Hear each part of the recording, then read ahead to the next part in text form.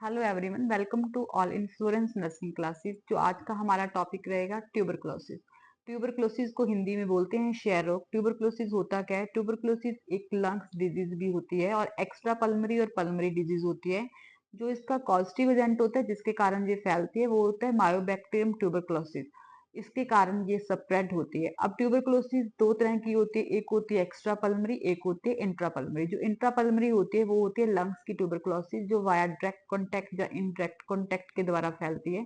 जैसे कि हम लोग किसी से डायरेक्ट बात करें, हमारे माउथ से या रेस्पिरेशन के जरिए जो बैक्टीरिया वायरस स्प्रेड हो रहे हैं ये उनसे फैलती है डायरेक्टली। और इनडायरेक्टली वे क्या होता है, अगर हम किसी कैंडिडेट्स के यूज किए हुए यूटेंसिल्स और उसके जो भी बर्तन होते हैं या उसके कुछ क्लोथ्स होते हैं हम लोग यूज कर लेते हैं तो वहां से स्प्रेड हो जाती है।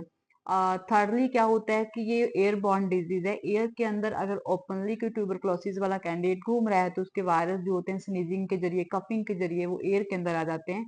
Then second person, healthy person अगर उनको इनहेल कर ले तो देन ये स्प्रेड होने के चांस हो सकते हैं। जो एक्स्ट्रा पल्मरी होती है वो वाया ट्रांसफर नहीं होती इनडायरेक्ट और डायरेक्ट कॉन्टेक्ट के द्वारा, और ये किसी के साथ खाने से, छींकने से, बैठने से नहीं फैलती जो एक्स्ट्रा पल्मरी होती है। इंट्रा पल्मरी क्या होती है? छींकने, खांसने और किसी के साथ खाना खाने के साथ ये स्प्रेड हो जाती है। अब इसके बहुत सारे सिम्टम्स हैं जो हमें दिखाई देते हैं, लाइक कफिंग काफी टाइम से हो जाना, प्लूरन डिस्चार्ज होना, कफिंग के अंदर ग्रीन कलर की स्पूटम आना, देन हेडेक होना और माइल्ड फीवर रहता है, बॉडी के अंदर कॉन्टिन्यू बॉडी एक होता रहता है, वेट लॉस होता रहता है कैंडिडेट्स का। उसके बाद क्या होता है कि कैंडिडेट मैलेज फील करता है, एंजाइटी फील करता है, उसको एनोरेक्सिया हो जाता है, इंसोमिया हो जाता है, रेस्टलेस हो जाती है। और इसके अलावा कैंडिडेट्स के अंदर क्या हो जाता है कि जो उसके ग्लैंड्स होते हैं, लिम्फ ग्लैंड्स पर एक्स्ट्रा पल्मोनरी में जिस एरिया के अंदर होगी उनकी इनलार्जमेंट होनी स्टार्ट हो जाएगी।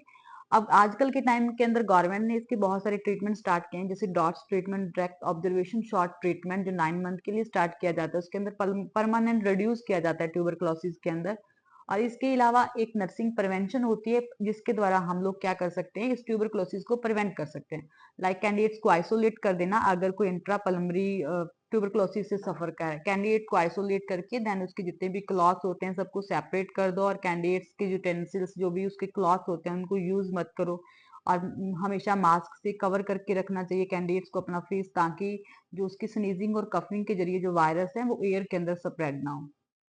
ऐसे बहुत सारी पर्सनल हाइजीन मेंटेन करके रखना चाहिए और कंफर्टेबल पोजीशंस देनी चाहिए कैंडिडेट्स को। उसको अगर फीवर चल रहा है तो उसको फीवर के लिए एंटीबायोटिक्स ड्रग देनी चाहिए। उसकी डाइट का अच्छे से ख्याल रखना चाहिए। बहुत सारी चीजें हैं जो उसके कारण ट्यूबरक्लोसिस को हम प्रिवेंट कर सकते हैं। Thank you so much.